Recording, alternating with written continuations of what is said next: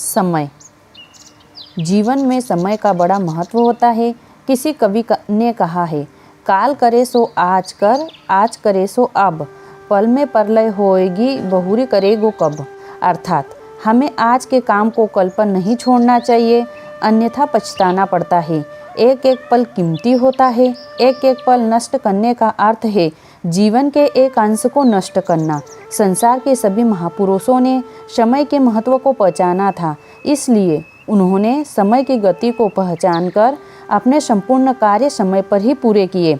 समय संसार की अमूल्य धरोहर है जो पल पल छिनती जाती है और प्रत्येक पल नए रूप में सामने आती रहती है। यह अमूल्य धरोहर सदैव नए नए परिवेश में सामने आती है। जो इसके स्वरूप को नहीं समझ पाते वे ही इसके महत्व को नहीं समझ पाते। समय समुद्र की उन लहरों की तरह है जो कभी किसी की प्रतीक्षा नहीं करती, वे आती है और चली जाती है।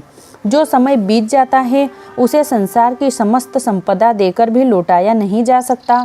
समय निरंतर गतिमान रहता है, उसे किसी प्रकार भी रोका नहीं जा सकता। हमारे जीवन में जो हमसे कभी बिछुड़ जाते हैं उनके मिलने की निकट भविष्य में कामना तो की जा सकती है, पर जो समय बीत गया है वह कभी लौटकर नहीं आ सकता। समय वह पूंजी है जिसका उचित उपयोग करने से मनुष्य देवता बन जाता है। जो लोग समय का सार्थक उपयोग करते हैं जीवन में सफलता उन्हें ही प्राप्त होती है। समय का सही उपयोग करके हम बल, बुद्धि, विद्या और धन संपत्ति प्राप्त कर सकते हैं, परंतु धन, बल, बुद्धि और विद्या द्वारा समय को अपने वश में नहीं कर सकते।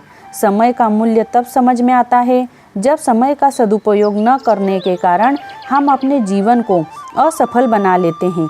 जैसे समय से न पहुंचने के कारण परीक्षा से वंचित रह जाना पड़ जाए या गाड़ी छूट जाए। वस्तुतः जीवन में सफलता पाने का रहस्य समय के सदुपयोग में ही निहित है।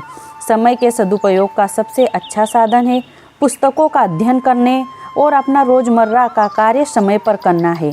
अपने नित्य प्रति के कार्य को उसकी महत्ता के आधार पर प्राथमिकता दें और उसे निश्चित समय पर ही पूरा करें। एक क्षण भी व्यर्थ की बातों में न गवाए। किसी ने कहा है कि खाली दिमाग शैतान का घर होता है। जब हमारे पास समय का उपयोग करने के लिए कुछ कार्य नहीं होता तो हमारे खाली दिमाग में तरह तरह की खुरापातों का जन्म होता है और ये खुरापातें हमारे दिमाग को ऐसे कार्यों को करने की ओर लगा देती हैं जिनसे जीवन नारकीय बन जाता है। इससे हमें निकम्मा होने का खिताब मिल जाता है। बुद्धिमान व्यक्ति अपने आराम के समय को भी व्यर्थ नहीं जाने देते। अच्छी अच्छी ज्ञानवर्धक पुस्तकें पढ़ने में वे अपने आराम करने के समय को लगाते हैं और सद्विचारों से समाज का भला करते हैं, जबकि मूर्ख लोग अपने अधिकांश समय बुरे व्यसनों में, सोने में और आलस्य में बिता देते हैं या फिर पारस्परिक लड़ाई झगड़ों में उनका समय व्यतीत होता है। समाज में ऐसे लोग यह दृष्टि से देखे जाते हैं। जो विद्यार्थी समय का सदुपयोग करके अध्ययन में अपना समय बिताते हैं वे परीक्षा में प्रथम श्रेणी प्राप्त करते हैं और सभी के प्रिय बनते हैं, जबकि समय का सही प्रयोग न करने वाले छात्र परीक्षा में तो असफल होते ही हैं, वे जीवन में भी कभी धनवान भी नहीं बन पाते।